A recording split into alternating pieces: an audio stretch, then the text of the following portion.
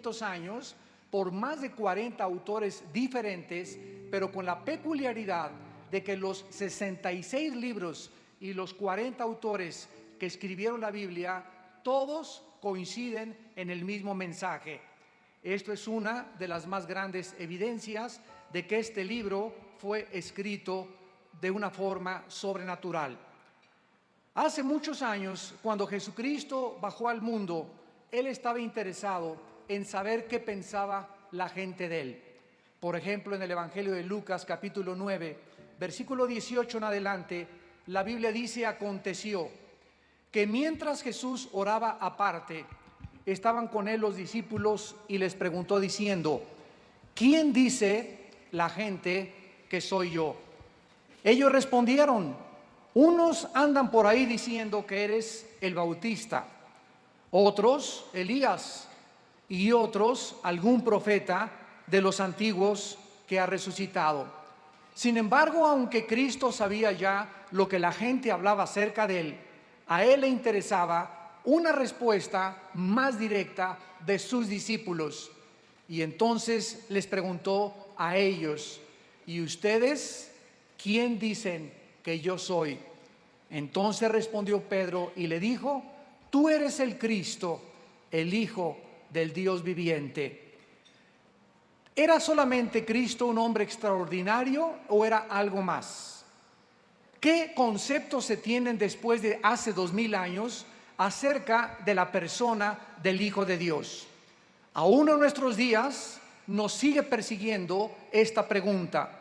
La controversia que desataron las películas como La Pasión de Jesús, Jesucristo Superestrella, La Última Tentación de Cristo, el Evangelio de Judas, el que tienes ahí junto a tu cama, y ahora el Código Da Vinci, nos demuestran que demanda una respuesta.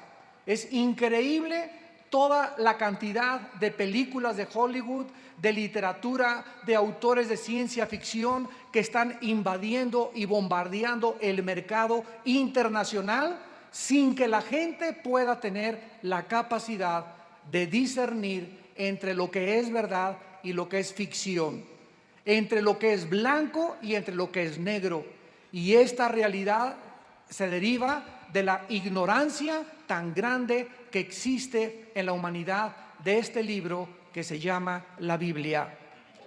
La novela de Dan Brown, El Código Da Vinci, nos ofrece una respuesta diferente a todas las que habían sacado en las películas y en las demás novelas, porque Da Vinci, o el Código Da Vinci, nos presenta a Jesucristo como un hombre casado, feminista y como un simple profeta mortal. Está claro que todos tienen una opinión diferente de Jesucristo. En las primeras páginas de este libro se reconoce que la historia es ciencia ficción, pero que los hechos como fechas, documentos, figuras históricas son verdad. Y esto ha llevado a una grande confusión a la mayor parte de los lectores que no saben distinguir, repito, entre lo que es verdad y lo que es ficción. El autor, Dan Brown, cita fuentes históricas, por lo que la novela nos ofrece como una ilusión de que es real y debe formar parte de nuestra historia también moderna y asumirlo como una verdad, aún en los temas que se pueden demostrar que son fraudulentos. Vamos a dar respuesta en esta mañana, damas y caballeros, a algunas de las preguntas que siguen flotando en el medio ambiente, en los periódicos, en la televisión y en muchos lugares donde se está tratando de investigar lo que es verdad y lo que es ciencia ficción. Veamos algunas preguntas que vamos a contestar. En primer lugar, ¿es verdad que el emperador Constantino fue el que decretó que Jesucristo era Dios? En otras palabras, la deidad de Jesucristo. En segundo lugar, ¿es verdad que en el concilio de Nicea se determinó cuáles eran los libros que deberían de formar parte del Nuevo Testamento? En tercer lugar, ¿quién determinó que los libros que tenemos actualmente en la Biblia fueran incluidos y se reclamaran como inspirados por Dios? En cuarto lugar, ¿Es verdad que María Magdalena tuvo relaciones sexuales con Jesucristo, se casaron y se fueron de luna de miel a Cancún? Bueno, eso ya es invento mío. Vamos a tratar de hacer un poco de historia porque es increíble la imaginación del ser humano.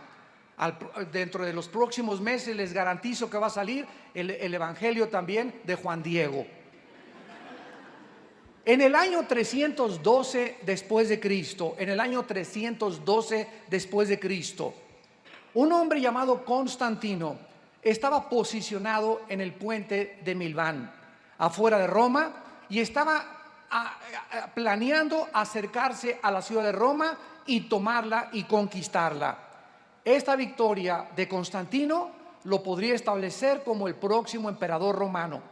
La noche anterior, Constantino estaba adorando a un dios pagano, cuando de repente, en las palabras de Eusebio de Cesarea, quien fue un historiador y el confidente particular del rey Constantino, estaba rezando cuando Constantino vio con sus ojos un símbolo de la cruz de Cristo, y con estas letras: bajo este signo vencerás. Constantino cruzó el río, ganó la batalla peleando con el símbolo de la cruz. Más tarde, él decretó lo que se conoce como el Edicto de Milán, donde se establecía que ya no se debería de perseguir a los cristianos. En otras palabras, este mensaje de la cruz de Cristo conquistó al imperio más grande de toda la historia. El imperio romano no fue conquistado con sangre, ni con espada, ni con guerras, sino con un mensaje de que ese hombre llamado Jesús de Nazaret había vencido la muerte al levantarse de la tumba a los 3 días. Existen muchas razones para ser escépticos cuando un político abraza una religión, especialmente cuando esta religión le va a ayudar al político a poder alcanzar sus ambiciones políticas. Consideremos al emperador Constantino, quien en el Código da Vinci se dice que inventó la deidad de Cristo para consolidar su poder político. También se dice que eliminó los libros del Nuevo Testamento que no estaban de acuerdo con su agenda política. En el Código da Vinci, Dan Brown dice esto: Constantino consolidó su gobierno y se ganó el derecho de establecer que los que no estaban de acuerdo con él eran herejes. Además, Constantino reúne en el Concilio de Nicea en el año 325 después de Cristo y ratifica la nueva doctrina cristiana por cuestiones políticas. Además, se asegura que Constantino rechaza los evangelios que eran favorables a la feminidad divina. Vamos a ver a continuación que el centro de la discordia y del debate internacional, tanto religioso como filosófico, es el siguiente, damas y caballeros. Si Jesucristo fue un simple hombre mortal como Buda, como Mahatma Gandhi, como el Gurú, como el Dalai Lama, como Hare Krishna, como Zoroastro o como todos los líderes religiosos, o si Jesucristo verdaderamente era Dios en la carne. Esta es la más grande pregunta que todos nosotros en esta mañana, antes de salir de este lugar, tú tienes que contestar, porque la respuesta que tú le des a esta pregunta va a determinar el destino eterno de tu alma. Si Jesucristo fue un simple mortal como tú y como yo, y como todos los grandes líderes religiosos y los falsos mesías y los falsos profetas que han levantado tantas sectas en el mundo y tantos movimientos religiosos, entonces Cristo forma parte del montón. Pero cuando venimos a la Biblia y cuando comenzamos a escuchar las declaraciones de Jesús, cuando comenzamos a analizar la Biblia y la comparamos con el Mahajanivana Sutta, con el Tripitaka de los libros de Buda y de Confucio, con el Popo, con los Vedas de los persas, con el Corán de los musulmanes, nos damos cuenta que ninguno de los libros sagrados, ninguno, damas y caballeros, señoras y señores, ningún libro sagrado tiene una comparación ni científica, ni arqueológica, ni antropológica, ni psicológica, ni genética, ni biológica, ni geográfica, ni histórica con la Biblia. Es un libro absolutamente sensacional. Y los más grandes estadistas, los más grandes pintores, escultores, artistas, políticos, nadie ha podido decir hasta este momento: yo tengo otro libro mejor que la Biblia. Esta es la razón por la cual, al contener la Biblia las verdades absolutas del universo, tiene que convertirse, si es verdad lo que Cristo dijo, que existía un diablo y existía un ser príncipe de las tinieblas a cuyo mandato existen millones de demonios y de criaturas invisibles espirituales tratando de atormentarnos a nosotros y de robarnos la verdad, y de que tú vayas a la tumba sin el conocimiento de la verdad, entonces nosotros haríamos bien en abrir nuestros oídos al único ser en la historia que ha dicho estas palabras: yo soy el camino, yo soy la verdad y yo soy la vida.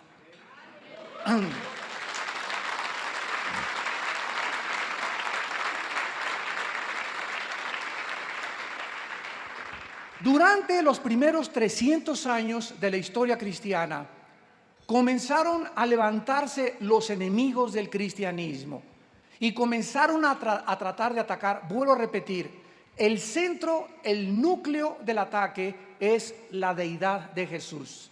De que Jesucristo era un simple hombre común y corriente y un grande maestro de moral.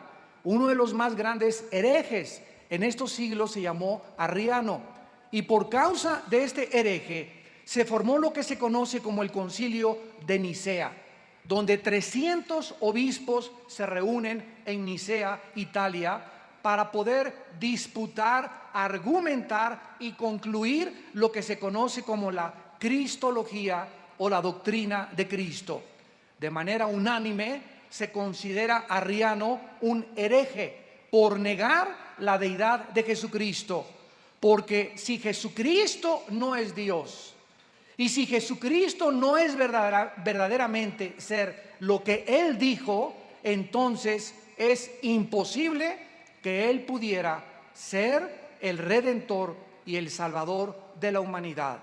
La Biblia en Hebreos 7:26 dice estas palabras acerca de Jesucristo: porque tal sumo sacerdote nos convenía, santo, inocente, sin mancha, apartado de los pecadores y hecho más sublime que los cielos. El escritor del libro de los Hebreos considera a Jesucristo sin mancha y totalmente diferente de todos los demás seres humanos. Pedro, en su primera carta, capítulo 2, versículo 22, dice: el cual no hizo pecado, ni se halló engaño en su boca. Si Jesucristo hubiera sido un simple mortal como tú y como yo, no podía en esa cruz abrir sus brazos, porque para que pudiera pagar por tus pecados y por mis pecados, hubiera necesitado primero pagar por los suyos propios y después pagar por los de los demás. Dios no nos podía imputar su justicia si Jesucristo no hubiera cumplido al pie de la letra los 10 mandamientos. Pero es el único ser, de acuerdo a la Biblia, que cumplió la ley de Dios. Y por causa de que Cristo cumple la ley de Dios, ahora Dios nos invita y nos lleva a la cruz. Y en esa cruz Dios en la Biblia nos dice: mi hijo cumplió lo que tú nunca hubieras podido cumplir. Mi hijo hizo lo que tú nunca hubieras podido hacer con tus peregrinaciones, con tus buenas obras, porque si hubiera sido esto, ¿cuál es la razón de que Cristo muera en la cruz? Si hubiera otro camino para la salvación, como dicen comúnmente, todas las religiones llevan a Dios, Jesucristo es el mentiroso, totalmente psicópata, neurasténico, maníaco depresivo, loco que ha existido en la humanidad. Porque Jesucristo dijo: nadie va al Padre si no es por mí. Si hubiera otro camino a la salvación y Dios nos hubiera dicho: mis chiquilines, Pórtense bien, mis nenes. Mira, tú sigue esta religión, tú sigue aquella, tú sigue aquella, al cambio que todas las carreteras llevan a Toluca. Y esto no es verdad, no todas las carreteras llevan a Toluca, no todos los caminos llevan a Roma, no todos los aviones llegan al mismo lugar, no todas las religiones llevan a la verdad. La Biblia dice: hay caminos que parecen derechos, pero su fin es camino de muerte. Jesucristo dijo: porque no hay otro nombre dado debajo del cielo a los hombres en quien podamos ser salvados, más que en el nombre de Jesucristo. A continuación nos damos cuenta que la Biblia, en este concilio de Nicea, los 300 obispos que se reunieron de manera unánime, repito, acordaron de que Jesucristo no solamente era Dios hecho carne, sino que desde que antes de ellos, 3 siglos antes, ya los apóstoles y los padres de la iglesia habían concluido, ninguno tenía dudas de que Jesucristo verdaderamente era el Hijo de Dios. No podía ser de otra manera, porque Jesucristo, de acuerdo a los escritores de los evangelios, ya existía antes de que Él naciera en el mundo.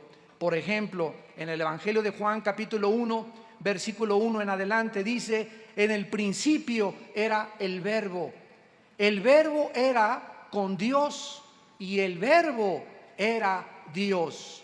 Este era en el principio con Dios. Todas las cosas por Él fueron hechas, y sin Él nada de lo que ha sido hecho fue hecho. En Él estaba la vida, y la vida era la luz de los hombres. La Biblia dice que Jesucristo, antes de nacer en el vientre de su madre, la Virgen María, ya había estado junto con el Padre formando la creación, ordenando la creación, dirigiendo la creación, y se le atribuye a Jesucristo, al que murió en una cruz hace 2000 años, la creación del universo y la vida que tú tienes y la vida que yo tengo. Esto nos deja pasmados, asombrados. Cómo el creador del universo bajó a este mundo, se despojó de la corona, del anillo, de sus ropas reales que tenía en el trono con su padre, y baja a este mundo de limosneros, a este basurero en el cual tú y yo vivimos, y camina entre el basurero, entre los limosneros que somos nosotros, se hace semejante a nosotros, toma la forma de un siervo igual a nosotros, y muere de muerte, y muerte de cruz. Dios no nos venía más que cualquier otra cosa a enseñarnos, al mandar a su Hijo, que la más grande virtud que un ser humano pueda tener es la humildad. La humildad. Todos por naturaleza queremos: mi chilaquiles vieja, aquí la cena, mis zapatos chamacos, híncate, reconózcanme. Vemos que los hombres toman el poder y se enferman con el poder, se transforman con el poder, se transforman con el dinero. Le dan a alguien autoridad o una charola de policía y se le cambia la personalidad, y solo queremos agredir, queremos mostrar nuestra hostilidad, nuestra frustración, nuestra amargura, tratando a los seres humanos de convertirlos en esclavos. Siglos de esclavitud nos muestran que el ser humano demanda que se le sirva a Él. Y Cristo viene a este mundo y les dice a los discípulos: yo no vengo a que ustedes me sirvan, yo vengo a servirlos a ustedes. Y por favor, siéntense, que les voy a lavar los pies. Nadie puede negar, ni psicológicamente, que Jesucristo era un personaje patológico, o que estaba enfermo, o que tenía alguna desviación mental, porque las características de Jesús, la vida de Jesús, el control que tenía de su vida, la paz que irradiaba, la seguridad de sus palabras, la forma como vivió, los milagros que realizó, no nos dejan a nadie concluir que era un simple hombre.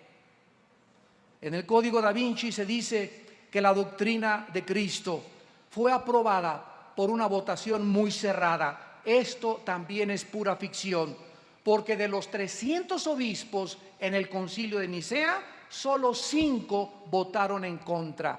Así que 295 obispos aprobaron y coincidieron en que Jesucristo era Dios. Pero ¿realmente Constantino inventó esta deidad de Cristo? ¿Qué acaso antes de este concilio se consideraba que Jesucristo era un hombre ordinario? No existe ni un pedacito de evidencia histórica para esta barbaridad herética.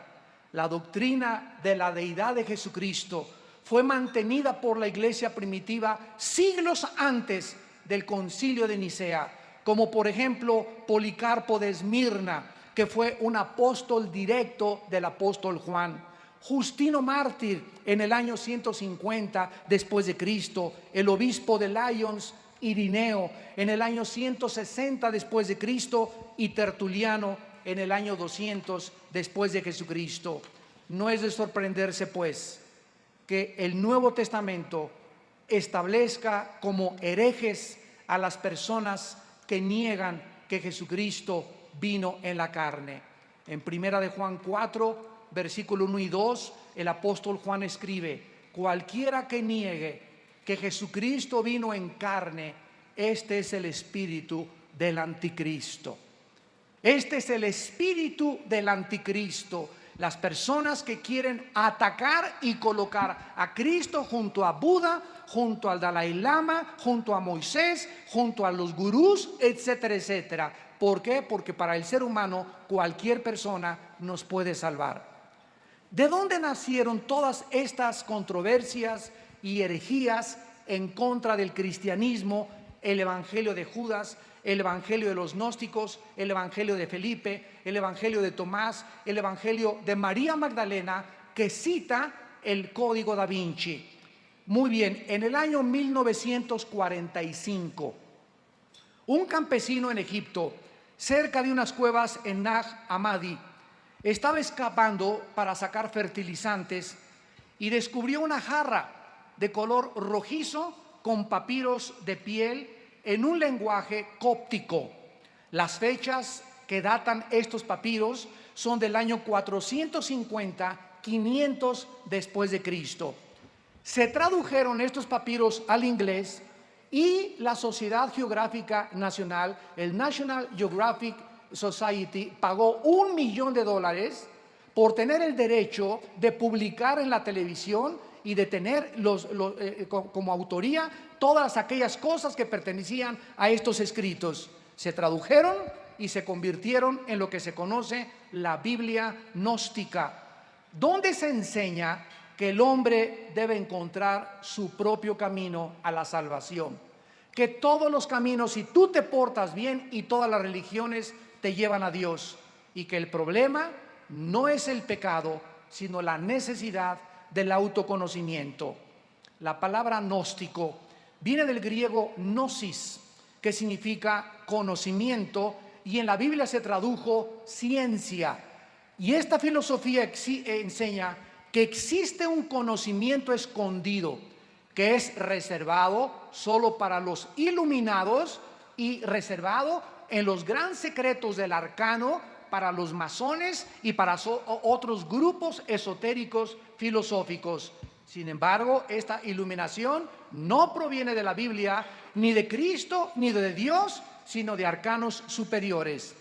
Es increíble que el gnosticismo, que enseña que la necesidad no es el perdón de pecados, sino la iluminación interior, nieguen también la resurrección de Jesucristo, que un sustituto murió por él. Y de ahí nacieron los evangelios, repito, de Pedro, de María, de Felipe, de Tomás, y el evangelio de los egipcios. Los apóstoles de Jesucristo, como el apóstol Pablo, en la segunda carta a los Corintios, capítulo 11, comenzaron en el tiempo de Nerón a alertar a la cristiandad acerca del surgimiento de personas que comenzarían a atacar la verdad y la deidad de Jesús. Dice 2 Corintios 11, versículos del 13 al 15, porque estos, escribe el apóstol Pablo, son falsos apóstoles, obreros fraudulentos, que se disfrazan como apóstoles de Cristo. Y no es maravilla, porque el mismo Satanás se disfraza como ángel de luz. Así que no es extraño si también sus ministros se disfrazan como ministros de justicia, cuyo fin será conforme a sus obras. ¿Cuántos falsos profetas han conocido ustedes a través de los periódicos en el último siglo? Por ejemplo, en 1900, para no ir tan lejos, 1970, se levanta un hombre llamado Jim Jones y comienza a decir que él es Dios. Lo comienza a seguir la gente, se los lleva a una de las Guyanas, a Latinoamérica, y los envenena a todos cuando senadores norteamericanos mandan investigar esta secta. Otro hombre llamado David Koresh, en Waco, Texas, se encierra en un castillo que construyeron, se arman diciéndoles que venía el fin del mundo y la guerra del Armagedón, y comienzan a enseñar lo mismo, que Él es Dios. Buda, damas y caballeros, si ustedes son budistas, con todo el respeto que se merecen, Buda nunca dijo que creía en Dios. El budismo es de las pocas religiones ateas. Entonces, ¿de dónde sacan que para ser religioso necesitas creer en Dios si el budismo es una proposición filosófica atea? Y cuando nos damos cuenta de que hay religiones ateas, ¿cómo puede, verdad, una persona decir que me puede iluminar y me puede llevar a un camino cuando ni siquiera el gordito de Buda creía en Dios? ¿A dónde me vas a llevar entonces? Yo ando buscando el origen del universo. Yo ando buscando mi identidad. ¿Quién soy yo? ¿Por qué nací? ¿O qué somos el producto de una evolución fortuita? ¿Somos el resultado de una selección natural? ¿Es verdad que la evolución es la única cosa que se puede enseñar como científica en la escuela cuando es totalmente anticientífica? El ser humano está desesperado buscando respuestas y va con el gurú, van con los brujos de Catepec, van a Tepoztlán, adoran a la luna, se van a las pirámides de Teotihuacán a cargarse de energía y miles de cosas que hacemos, que inventamos nosotros porque no tenemos una luz. Y esa luz Jesucristo fue cuando Él dijo: yo soy la luz del mundo, si tú me sigues no seguirás en tinieblas.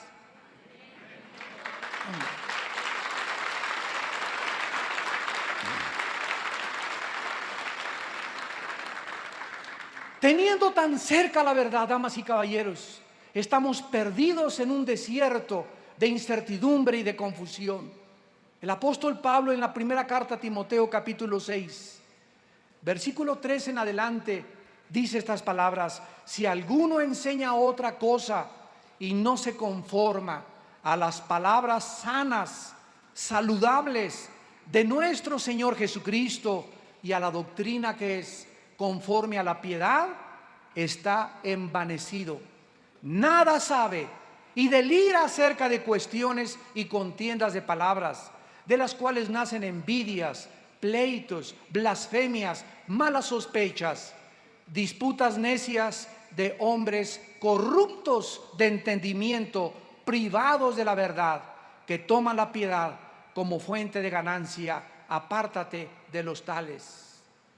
Al terminar la Biblia, en el capítulo 22 de Apocalipsis, el apóstol Juan termina la Biblia con estas palabras: yo testifico a todo aquel que oye las palabras de la profecía de este libro, si alguno añadiere a estas cosas, Dios traerá sobre él las plagas que están escritas en este libro. Y si alguno quitare de las palabras del libro de esta profecía, Dios quitará su parte del libro de la vida y de la santa ciudad y de las cosas que están escritas en este libro. ¿Podía alguien preferir la Biblia gnóstica a la Biblia inspirada por Dios? ¿Cómo es posible que el ser humano, damas y caballeros, psicólogos y sociólogos que nos acompañan, cómo pueden ustedes definir este fenómeno, este dilema religioso del ser humano, que es más fácil que el ser humano siga a Buda, siga al Dalai Lama, se hinque ante un ser humano, le rinda culto a unas pirámides, le rinda culto al sol, crea que del universo vienen los ovnis a salvarnos? ¿Cómo es posible que el ser humano pueda creer mucho más fácil todas estas cosas tan falsas de ficción y mentiras y no creerle aquel que dijo: yo soy la resurrección y la vida. ¿Cómo es posible que la Biblia siga siendo atacada? Y los maestros, yo continuamente tengo controversias en las preparatorias, en las universidades, y siempre me encuentro que los maestros graduados con maestrías, etcétera, etcétera, me dicen: la Biblia es un libro inventado por los hombres. Y siempre les contesto: ¿ya la leyó usted?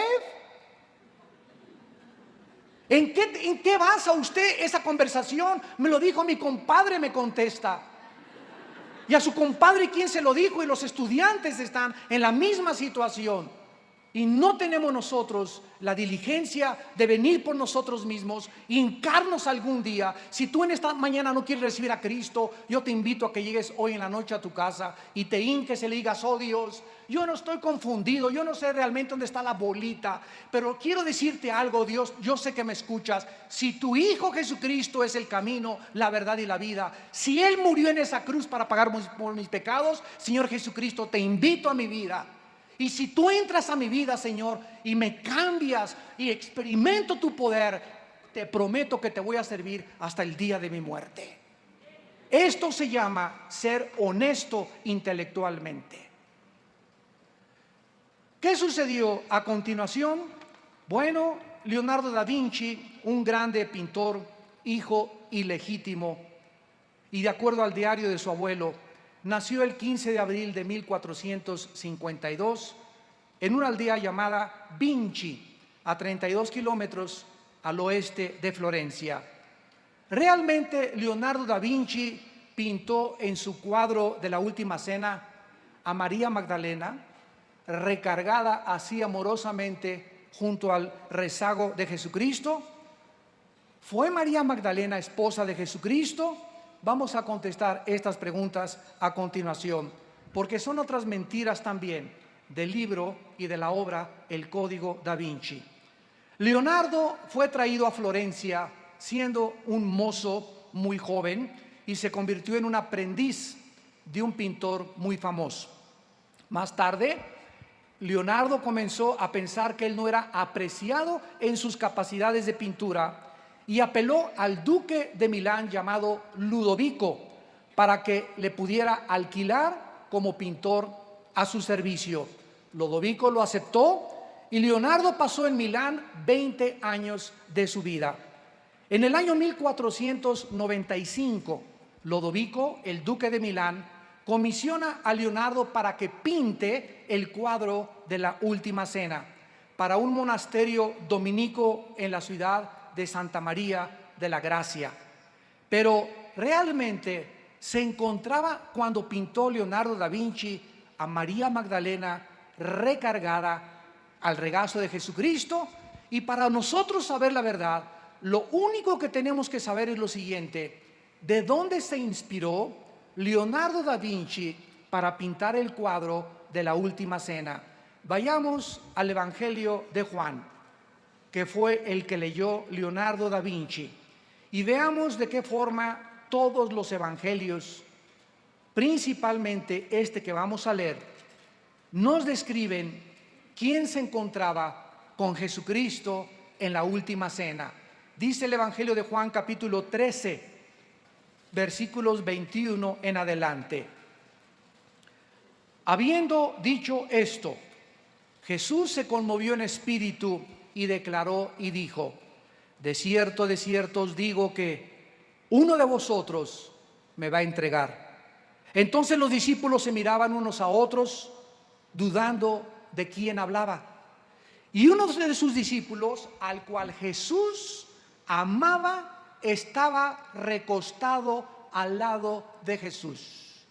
Y todos sabemos que este discípulo amado era el apóstol del amor, el apóstol San Juan. A este hizo señas Simón Pedro para que le preguntara quién era aquel de quien hablaba. Él entonces, recostado en el pecho de Jesús, le dijo: Señor, ¿quién es? Respondió Jesús: a quien yo diere el pan mojado, aquel es. Y mojando el pan, lo dio a Judas Iscariote, hijo de Simón. Vemos que la Biblia nos dice claramente que en la última cena no había una sola mujer. ¿Por qué? No era porque Cristo las haya excluido o las haya minimizado, todo lo contrario. Las mujeres fueron las que estuvieron con Cristo en el último día cuando Él colgaba en la cruz. Su madre, la Santa Virgen María, y María Magdalena y otras mujeres. A las primeras a quienes se les apareció fueron a mujeres también.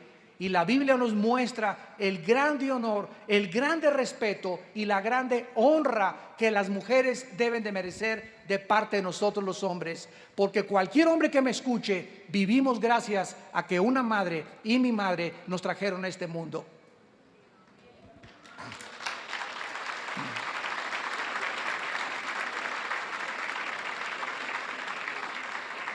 Una de las cosas que la Biblia nos revela es el odio que le tiene el diablo a las mujeres.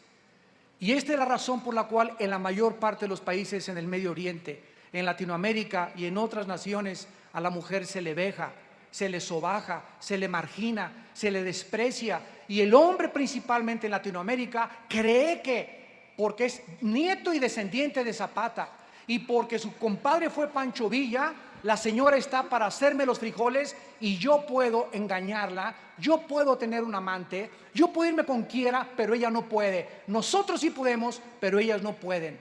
Además, usted está para servir y para lavarme los calcetines y para darme de comer.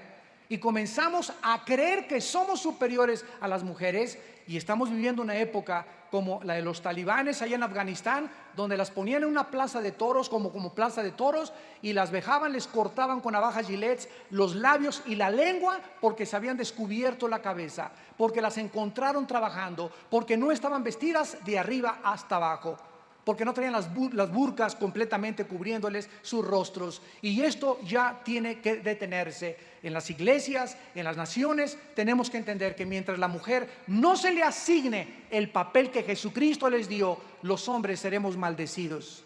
Porque la grandeza de una nación está en los matrimonios. Y cuando una familia se desmorona, el ser humano pierde la visión. Y atribuimos el problema a los pobres. No, si nosotros levantamos a los pobres y a los ricos los bajamos, esto es la raíz del comunismo. Marx se equivocó con eso, señores filósofos y políticos. No es la solución bajar a la clase alta y a la burguesía y al proletariado que suba. Cuando el proletariado sube, hacen lo mismo que hicieron antes. Y tenemos el ejemplo de Cuba, tenemos el ejemplo de Rusia, donde no funcionó. ¿Por qué? Porque el problema no es el comunismo, la clase sociales, la clase trabajadora, la pobreza. El problema somos nosotros y las familias. Los grandes imperios de la historia, damas y caballeros, no cayeron porque tuvieron una educación defectuosa, una política económica defectuosa, o porque las clases capitalistas comenzaron a gobernar a las clases inferiores. No es ese el problema. Sucumbieron por la inmoralidad. Egipto, los sumerios, los babilonios, los medos persas, los griegos, los romanos, Estados Unidos, Sodoma y Gomorra, Europa, Sodoma y Gomorra. Vemos en México desfiles ahora actualmente de gays y movimientos lésbicos demandando derechos. ¿Por qué tienes derechos cuando sales encuerado a la calle? Tú estás afectando a mis hijos y mi familia al salir encuerado y protestar en la calle. ¿Quién eres para violentar mis terceros derechos que yo tengo como ciudadano al demandar tus derechos de un estilo libre sexual? Pero ya no sabemos cómo contestar. Estamos en Sodoma y Gomorra y los seres humanos estamos completamente relajados, creyendo que una libertad democrática se puede hacer lo que se nos da la gana. Esto se llama anarquía y degeneración y depravación moral. Y por esto, dice la Biblia, vienen los juicios de Dios sobre México y el mundo entero. Porque hemos traspasado sus leyes. Hemos creído que todo mundo tiene derechos. Al ratito vamos a darle derechos. Quiere vivir con 4 mujeres, tiene el derecho de hacerlo. Tiene el derecho de vivir con 5 hombres, vamos a darle el derecho de hacerlo.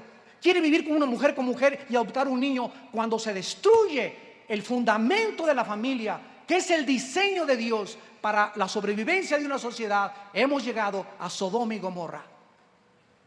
Porque las familias forman las grandes naciones y las naciones están formadas por familias. Y lo que hace una familia, lo que integra una familia es la moral cristiana. Y cuando abandonamos eso, no tenemos ningún destino a donde dirigirnos más que al barranco y al naufragio total de nuestra sociedad. Leonardo da Vinci se inspira en la Biblia y lo que dice el Código da Vinci es absolutamente falso. ¿Quién era María? Dice la Biblia que María, en el capítulo 20 de Juan, fue una mujer y la primer testigo de su resurrección. Juan capítulo 20. Y dice la Biblia que no solamente fue el primer testigo de su resurrección, sino que María también fue la primera que dio testimonio que Jesús había resucitado. El primer día de la semana, María Magdalena fue de mañana, siendo aún oscuro, al sepulcro y vio quitada la piedra del sepulcro. Corrió y fue a Simón Pedro y al otro discípulo, al que amaba Jesús, y le dijo: se han llevado del sepulcro al Señor y no sabemos dónde le han puesto. Escuchen, nunca dijo: se han llevado a mi esposo. Ya se robaron el cuerpo de mi esposo. Ella, con todo el respeto, al haber vivido con Jesucristo, dijo: se han llevado a mi Señor y no sabemos dónde lo han puesto. Dice el versículo 11: y María estaba llorando junto al sepulcro. Mientras lloraba, se inclinó para mirar dentro del sepulcro y vio a dos ángeles con vestiduras blancas que estaban sentados a uno y otro lado, a la cabecera, y el otro a los pies donde el cuerpo de Jesús había sido puesto. Y le dijeron los ángeles: mujer, ¿por qué lloras? Les dijo: porque se han llevado a mi Señor. No dijo: se llevaron a mi esposo y no sé dónde le han puesto. Cuando había dicho esto, se volvió y vio a Jesús, que estaba allí, mas no sabía que era Jesús. Jesús le dijo: mujer. No le dijo: esposita. Mujer, ¿por qué lloras? ¿A quién buscas? Ella, pensando que era un hortelano, le dijo: Señor, si tú lo has llevado, dime dónde has puesto y yo lo llevaré. Jesús le dijo: María. Volviéndose ella le dijo: Raboni, que quiere decir maestro. Ella no le dijo: esposito mío, nos volvemos a juntar otra vez. Damas y caballeros, pudo haberse casado Jesucristo. El autor del Código da Vinci así lo asegura. Sin embargo, es pura ficción.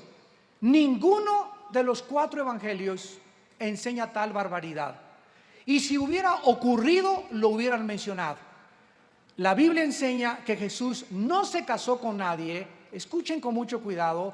No porque el matrimonio sea algo sucio o deshonroso. Porque en Hebreos 13, versículo 4, la Biblia dice: honroso sea el matrimonio sin mancilla. A los adúlteros y a los fornicarios Dios los juzgará. Jesús bajó del cielo para morir en una cruz. No se casó porque simplemente no fue esa su misión. Él no bajó del cielo a formar un hogar ni una familia. Él vino a morir en una cruz. Él no podía casarse con ninguna mujer porque su naturaleza no solamente era humana, era divina. La sangre de Cristo no tenía pecado y no podía mezclarse con un ser humano y mezclar la sangre humana con la sangre pecadora o con la sangre divina. Entonces no se casó Jesucristo porque simplemente no fue su misión. Fue su misión resucitar a los 3 días, salvar y pagar por nuestros pecados con su sangre en la cruz y ascender a la diestra del Padre, donde está actualmente sentado, esperando hasta que sus enemigos sean puestos como estrado de sus pies. Claro que algún día Cristo se va a casar, porque actualmente está comprometido con nosotros, su iglesia, y no pudo haberse casado antes.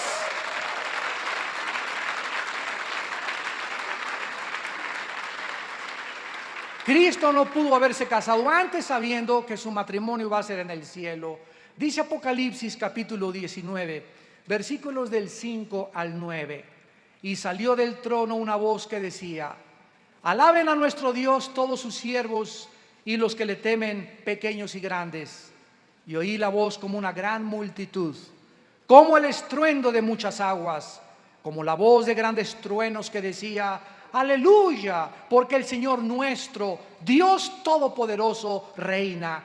Gocémonos y alegrémonos y démosle gloria, porque han llegado las bodas del Cordero. Y su esposa se ha preparado, y a ella se le ha concedido que se vista de lino fino, limpio y resplandeciente, porque el lino fino es las acciones justas de los santos. Y el ángel me dijo: bienaventurados los que son llamados a la cena de las bodas del Cordero. Y me dijo: estas palabras son fieles y verdaderas.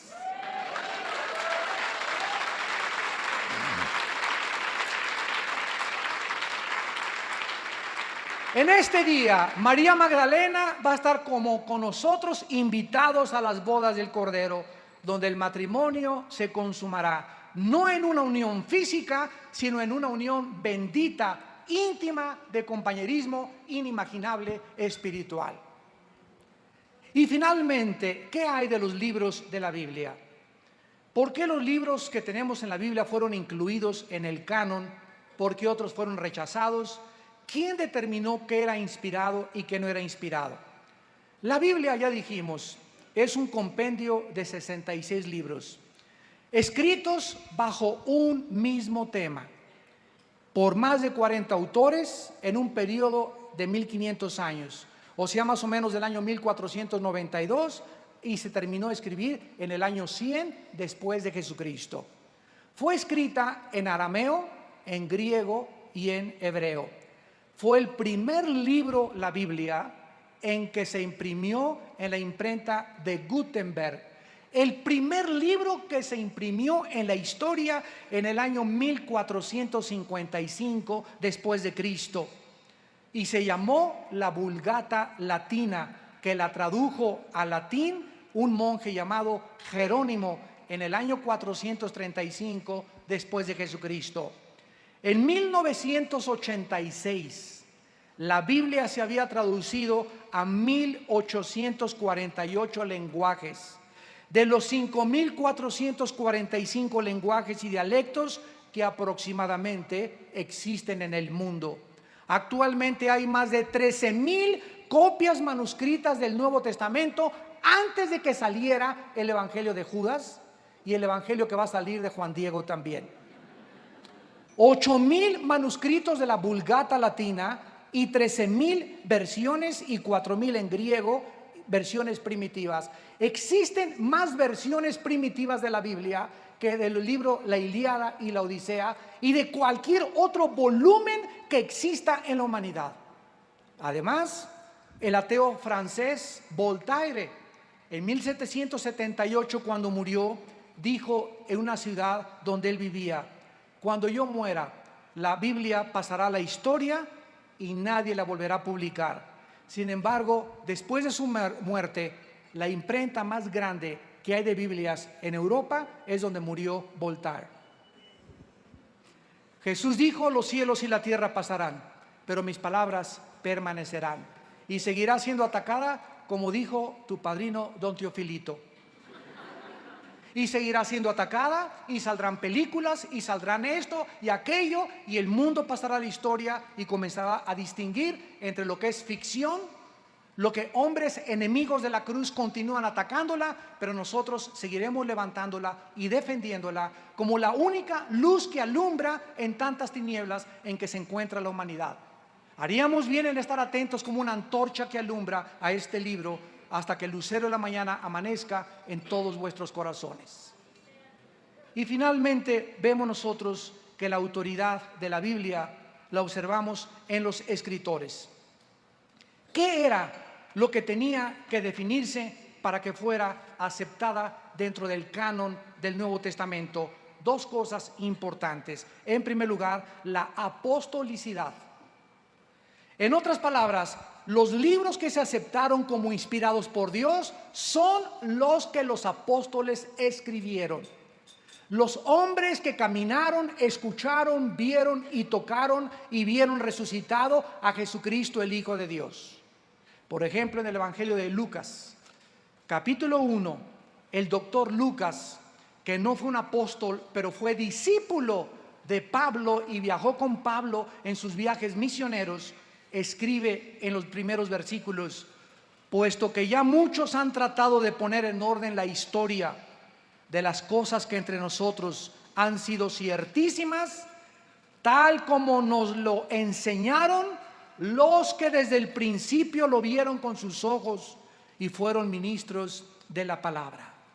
Así que para que un libro pudiera ser aceptado como el canon, forzosamente tenía que haber sido autenticado, totalmente verificado por los apóstoles que siguieron a Jesucristo, y en segundo lugar, la conformidad a las doctrinas de Jesucristo. Esto significa que cualquier libro que saliera que no estuviera de acuerdo con lo que los apóstoles Pedro, Juan, Santiago, Pablo, etcétera, etcétera, habían escrito, no se podía considerar como inspirado por Dios. Entonces es lógico que el evangelio de Judas, el evangelio de Tomás, el evangelio de Felipe hayan nacido o surgido 300, 400 años después de Cristo, cuando los enemigos del cristianismo comenzaron a escribir y a enterrar. Nadie niega que sean auténticos, nadie niega que sean antiguos. Lo que se niega, por ejemplo, en el evangelio de Judas es que ni siquiera Judas lo escribió. Ahí está el evangelio de Judas y no aparece ningún versículo donde diga: yo, Judas, dije esto. Alguien enemigo de Cristo escribió este evangelio y comenzó a decir que que Judas no era el traidor, que se puso de acuerdo con Jesucristo y que comió chorizo en Toluca. Es increíble la imaginación humana. Y estamos en un momento, damas y caballeros, donde si tú no te afianzas a la verdad y si tú no tienes fundamentos morales firmes en tu vida y en tu familia, te va a llevar la corriente. Y vas a acabar creyendo en cualquier cosa. Esa es la tragedia más grande de cuando alguien rechaza la luz de Cristo, que acabas creyendo en cualquier otra filosofía tonta inventada por los hombres que en aquel que dijo: yo soy la luz del mundo, yo soy la verdad, la única verdad que existe, yo soy el único camino en el que tú y tu familia puedan caminar, yo soy la vida eterna.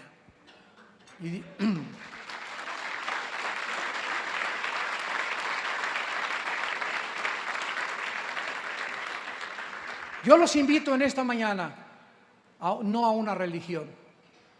Yo los invito a todos ustedes en esta mañana a que vengan a una cruz, a la cruz de Jesús. Que vengas con tu familia, que vengas tú particularmente. Tú me puedes decir: es que usted no sabe, mire, ahorita yo estoy en la política y si no estoy en la política no voy a poder robar. Y si no robo no voy a poder tener ese departamento y esa casa, y yo quiero éxito y quiero poder. ¿Sabes una cosa? Las palabras de Jesucristo son en este momento muy relevantes. ¿De qué te sirve ganar el mundo si pierdes tu alma? Tú no sabes que en cualquier momento, tal vez saliendo de este lugar, caigas ahí en las escaleras con un ataque cardíaco, una embolia cerebral, y todos tus sueños, todas tus ilusiones, todas tus esperanzas de llegar a hacer esto y quiero aquello, y ahorita mi compadre va a ser el presidente y tenemos esperanza de esto y el otro. En cualquier momento la burbuja de jabón es rota por la muerte, porque está establecido que todos muramos una sola vez y después el juicio. ¿Y de qué te sirve haber entregado y dedicado tu vida a valores tan falsos cuando lo más importante es el alma y el destino de tu familia? Dios no niega que tú puedas ser político, empresario. Gloria a Dios por todas las personas, y necesitamos hoy más que nunca integridad en nuestro mundo político. La corrupción está denigrando totalmente a nuestra nación. ¿Cómo podemos levantar esto? No con mejores escuelas. Necesitamos predicar el mensaje de la gracia de Dios. Necesitamos orar para que Dios nos dé un presidente que nos abra los estadios, que nos den más medios en televisión, que podamos influir en la radio, que podamos entrar a las universidades y darles otra opción a los estudiantes, y no solo que venimos de chita. Que podamos entender que lo que nos da dignidad humana es que fuimos creados a la imagen y semejanza de Dios, y que eso es lo que nos da valor como seres humanos. Y esta es la razón por la cual es de tanta valía que el Hijo de Dios haya dado su vida en una cruz por ti y por mí, porque valemos tanto, tanto, tanto para Dios, que dio a su Hijo unigénito, para que cualquiera de ustedes que en Él cree no se pierda, mas tenga vida eterna. Mas Dios muestra su amor para con nosotros en que siendo aún pecadores, Cristo murió por nosotros.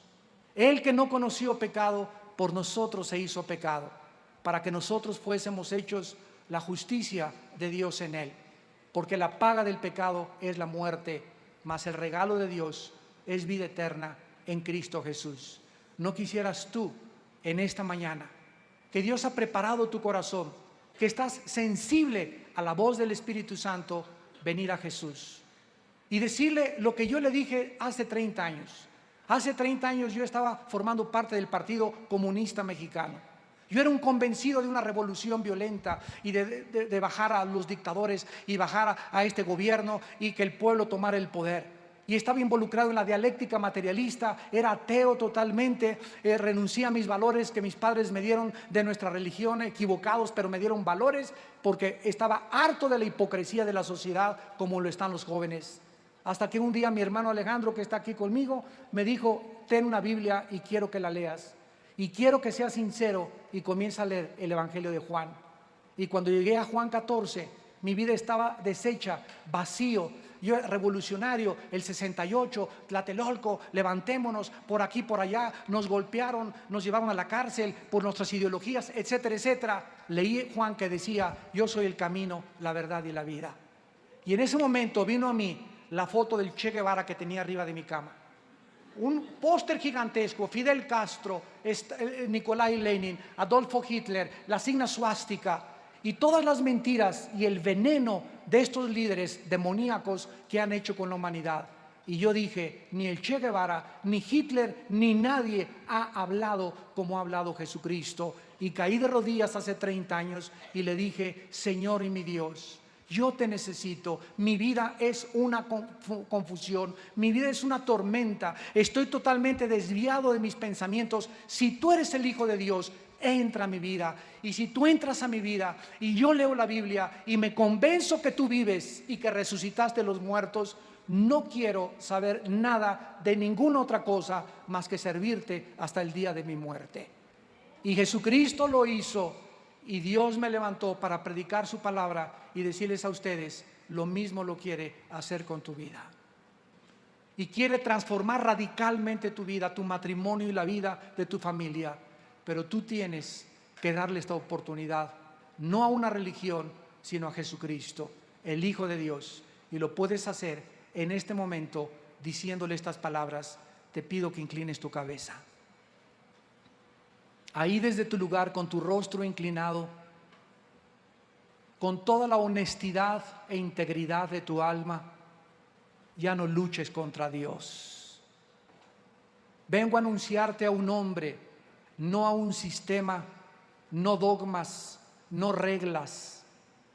Vengo a anunciarte a un hombre que se llama Jesús, que dio su vida por ti en una cruz y que tú no le conoces.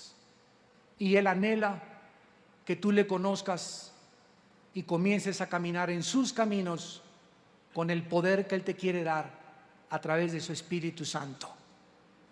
Y ahí en tu lugar, ustedes que nos ven también por la televisión, si tú quieres invitarle a tu vida por primera vez, dile estas palabras: Señor mío y Dios mío, te doy gracias en esta mañana por iluminar mi entendimiento y mostrarme que voy por un camino que conduce a la muerte. He vivido una vida equivocada porque no te conocía. He sido ignorante de quién eres tú, Jesús. Yo pensaba que eras uno más de los grandes líderes y profetas religiosos. Esta mañana comprendo que tú eres mucho más que eso. Tú eres verdaderamente el Cristo, el Hijo del Dios viviente. Te pido perdón por mis pecados, me arrepiento de mi vida, porque creo que en esa cruz, con tu sangre, pagaste por mis pecados. Y ahora te pido, Hijo de Dios, que entres a mi vida como mi Señor y mi Salvador. Manifiéstate, Señor, en mi vida. Anhelo conocerte y entregarte todo lo que tengo. Ya no quiero saber nada más que seguirte y vivir para ti. Te pido por mi familia, te pido por mi matrimonio. Bendice a nuestros hijos o mi futuro matrimonio y dame sabiduría para escoger esposa algún día. Dame sabiduría para escoger esposo, los que vamos a formar la nueva familia. Y te pido que nunca me dejes ni me desampares, tal como me lo has prometido, porque te lo pido en el nombre de Jesús. Amén.